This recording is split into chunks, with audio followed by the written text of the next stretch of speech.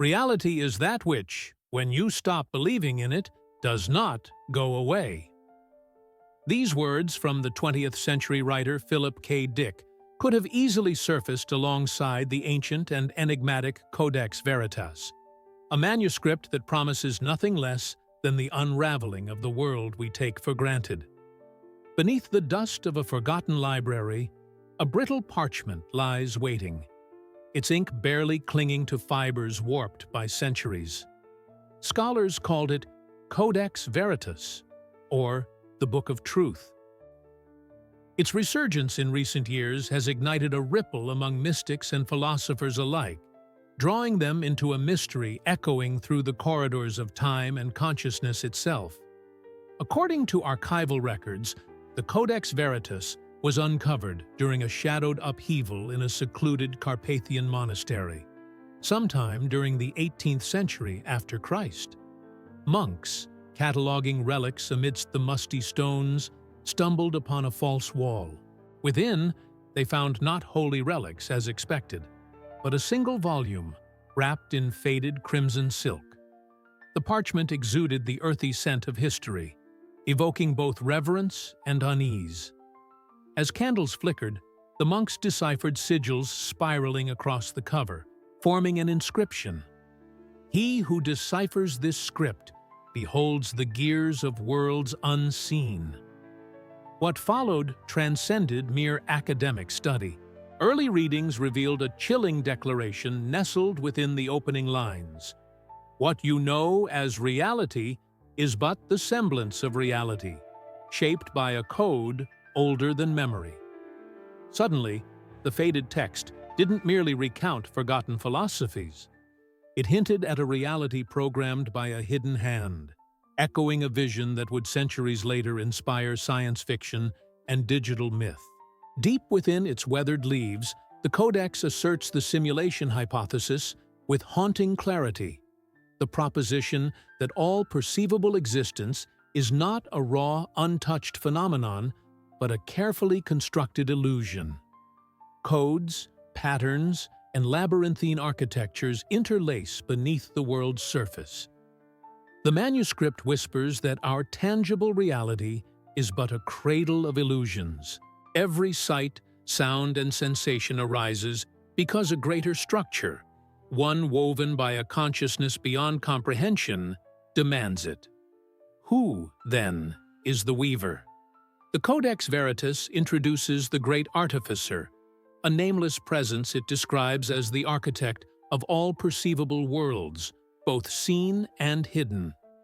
It is said that this being spins reality using the silver threads of numbers, geometry, and celestial ratios, planting them in the secret corners of nature. Contemporary readers are left with a sense of awe and trepidation. The idea that the world's patterns, from the spiral of a galaxy to the rhythm of a heartbeat, are not simply the products of chance or natural law, but deliberate code, mathematics woven into the folds of existence itself. To the Codex, every prime number, every harmony in music, every fractal in a fern's leaf forms part of a language older than speech. The hidden engineer sculpts being itself through equations and numerical grids, setting the stage for every sensation, every turn of fate. The text's cryptic language suggests numbers themselves are the key to unlocking the veil of illusion. It implies that to read the universe is to perceive not with simple eyes, but with the intuition of a codebreaker. The boundaries between science and mysticism blur as the Codex draws upon ancient Pythagorean traditions, Eastern mandalas, and Kabbalistic diagrams, insisting that all of these are fleeting glimpses of the primordial code. Imagine the strange comfort and terror in realizing that the recurring geometry of flowers and shells, the ratio between the bones in your hand, all gesture toward a deliberate underlying structure. At the heart of this revelation, Codex Veritas forces a question upon the reader. If all that we sense is a crafted mirage, is there any anchor to truth? Or are we actors on a stage whose very boards are spun from purposefully hidden scripts. In the silence between candle flames and ink-stained pages, what is it that we miss when we gaze at the surface? Share your thoughts. Which aspect of the Codex Veritas enthralls or unnerves you the most so far? Discuss in the comments. The shadows often whisper their secrets to those who dare to ask. Turning further into the heart of the manuscript, a chilling motif emerges: the manipulation of human perception. Codex Veritas contends that our senses, vision, hearing, touch, are not reliable bridges to reality, but rather filters. Far from being portals, eyes and ears are described as intricate algorithms that receive raw data and translate it into a curated version of existence. The script likens the senses to sentinels on the threshold, never revealing the true shape of what stands beyond. As the candlelight dances over obscure glyphs, the text introduces the concept of perceptual illusion.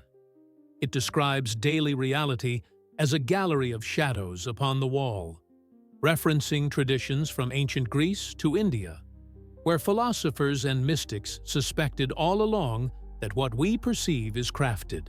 The Codex goes further, tracing the genesis of this manipulation to the very architecture of the coded world.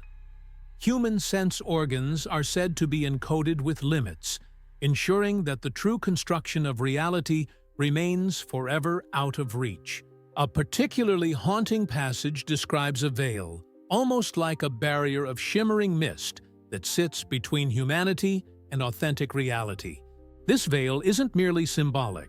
Within the logic of the Codex, it is described as an energetic matrix, visible only to those who have tuned their awareness beyond the confines of normal cognition.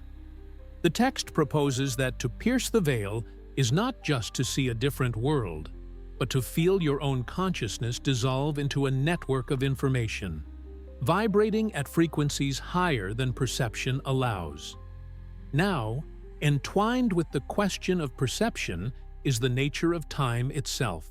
In the Codex, time is not linear, nor is it a river flowing from source to sea. Instead, the manuscript likens time to a great wheel, endlessly returning upon itself, trapping humanity in a cycle of repetition. The stars themselves move in circles, writes one scribe, alluding to cosmic cycles, reincarnation, and a universe engineered for recurrence. In these swirling cycles, humanity is cast as a traveler, forever chasing the tail of its own past.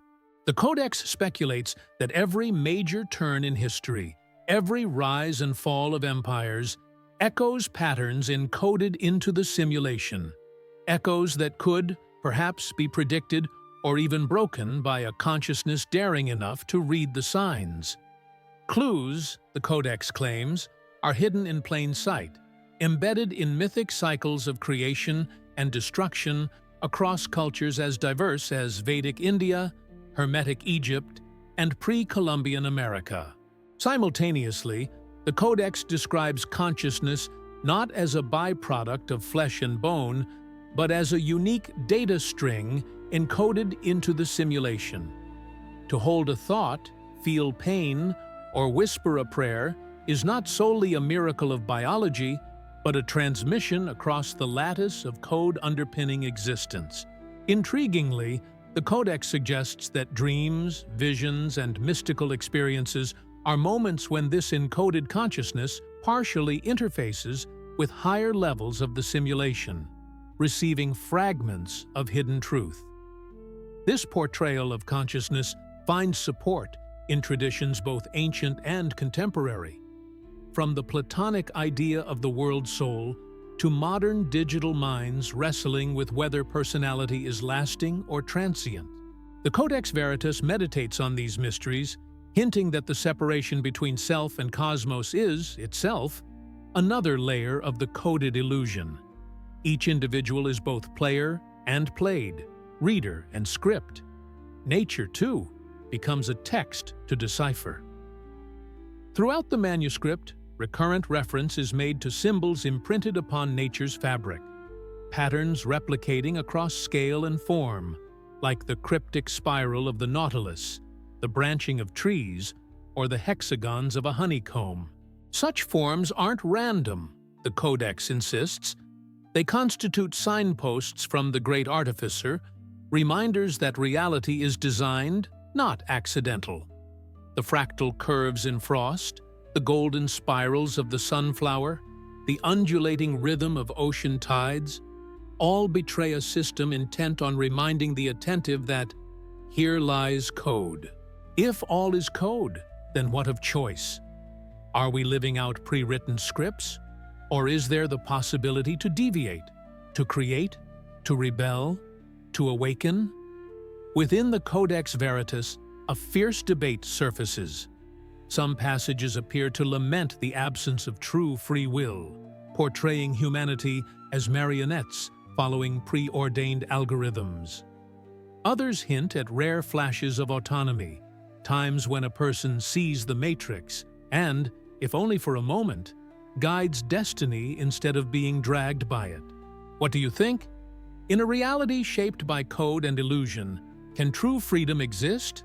Is it possible to step outside the script, or are such glimpses themselves carefully coded anomalies?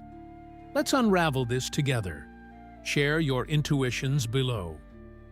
Interwoven with these existential dilemmas, Codex Veritas provides obscure, tantalizing instructions, cryptograms veiled in allegory, suggesting methods by which the astute might glimpse or even pierce the matrix. The reader is challenged. To recognize the simulation is not merely to understand it, but to risk uprooting the foundations of self and world. The Codex begins subtly. It encourages meditation upon repetitive patterns in the world, from the cadence of rainfall to the intricate geometry found in the wings of insects. These are not idle observations. The text describes them as access points, places where the simulation's seams are temporarily visible. The aspirant is instructed to catalog recurring numbers, sequences in dreams, and the synchronicity of improbable events. Are such moments mere chance or signatures from the coder? Through deliberate ritual, such as focusing sustained attention on geometric mandalas or contemplating the infinite regression of mirrors, seekers are invited to destabilize the habitual narrative their senses spin. Gaze upon the spiral until the boundaries between inside and outside blur. One passage intones. Such practices renew the mind's perception, making the coded nature of reality flicker at the edge of ordinary awareness. There is an air of danger, even caution, in these instructions. Historical accounts note that some early students of the Codex, after prolonged immersion, reported altered states, a sense of floating outside the river of linear time, witnessing the world dissolve and reform in shimmering layers. Certain scholars, their hands trembling with awe, documented encounters with persistent symbols, hidden sigils manifesting in the flicker of firelight, or strange numbers recurring during waking hours, as though reality itself was responding. The manuscript continues by referencing the symbolism found in natural phenomena, the spiral galaxy, the cellular pattern in leaves, the rhythm of a lunar cycle. These are described as embedded signatures of the architect's hand, evidence that what appears random or chaotic is in fact meticulously designed. The text draws cross-cultural parallels, connecting these simulations' clues in Hindu yantras, Celtic triskelions, and Egyptian hieroglyphs depicting the Ouroboros. Each, according to the Codex, hints at recursion and infinite loops, nature's subtle invitation to see the codemaker's mark. But perhaps the most controversial aspect is the instruction for unmasking. Here the Codex becomes cryptic, urging mystics to engage in paradoxical acts, dreaming while awake, observing thoughts as though they originate from another, listening for echoes in silence. Through persistent efforts, it claims, the veil may flicker, revealing the world behind. C. Some point to remarkable similarities with meditation techniques in the East, practices for perceiving Maya, the illusion, and briefly touching the formless. Others notice echoes of Gnosticism and Hermeticism, which urge seekers to transcend the merely given, to wake from the world's dream. With all these puzzle pieces, it's hard to shake the sense that the Codex is not just a text, but a map, or perhaps a test. Not every reader can or should follow the clues to their end. In contemplating such revelations, one question looms over all others. If you could step outside the simulation, would you risk everything just to know what's real? Or does the safety of the code's familiar embrace outweigh the vertigo of freedom? Your thoughts are vital in this labyrinth of revelation. What would you do faced with the chance to break the simulation's spell? As the Codex Veritas stretches outward in meaning, curious parallels emerge between its ancient wisdom and the modern age's digital myths. Across the centuries, thinkers wrestled with questions echoing within the Codex's weathered pages. Today, these speculations find new voice in the simulation hypothesis, a theory popularized by philosophers such as Nick Bostrom, who posits that advanced civilizations could simulate entire universes, with their inhabitants none the wiser. The core insight of the simulation hypothesis aligns strikingly with the Codex. Consciousness as an emergent phenomenon of data, worlds built upon nested layers of code, and reality as something to be questioned, not merely accepted. Where the Codex uses the metaphor of the weaving artificer, modern theorists employ the language of computer science and digital logic. What was once cloaked in metaphor and allegory now unfolds through algorithms, neural networks, and virtual reality. Consider the uncanny ways ancient wisdom presaged digital understanding. The Codex devotes lengthy passages to the mathematics of reality, the mysterious recurrence of numbers such as the golden ratio, the Fibonacci sequence, and the hexagonal tiling found in nature. These patterns, once the domain of mystical scribes and geomancers, are now foundational in our own attempts to comprehend complexity. The manuscript's descriptions of symbolic geometry find resonance in modern fractals and chaos theory, while its vision of consciousness as code echoes dazzlingly in artificial intelligence research. Even the Codex's skepticism toward perception is mirrored in current investigations of neuroscience and quantum physics, which reveal that our brains hallucinate a model of reality based upon filtered sensory inputs. What seemed a fantastical claim about veils and illusions is increasingly supported by data.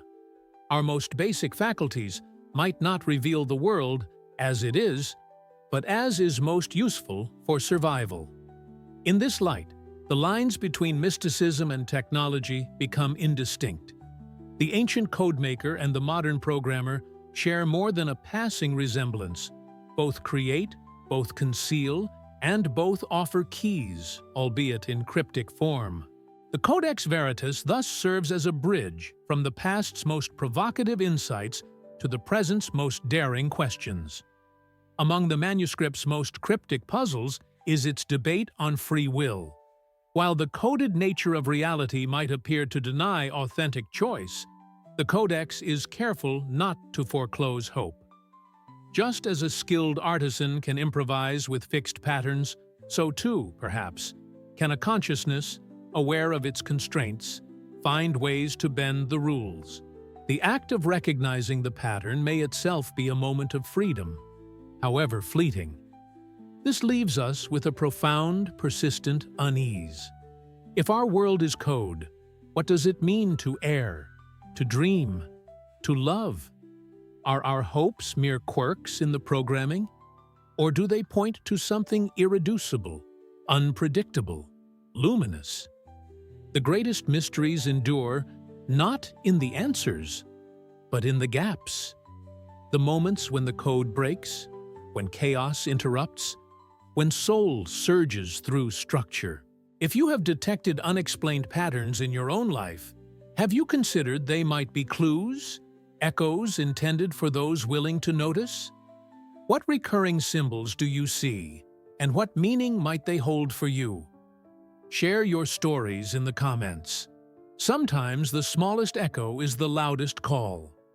Let us press deeper into the luminous shadows where Codex Veritas and contemporary thought entwine. The old manuscript, frayed and stubborn, never truly answers the greatest questions. Instead, it draws the seeker ever further, suggesting the answers lie not on paper, but stitched into the fabric of existence and experience.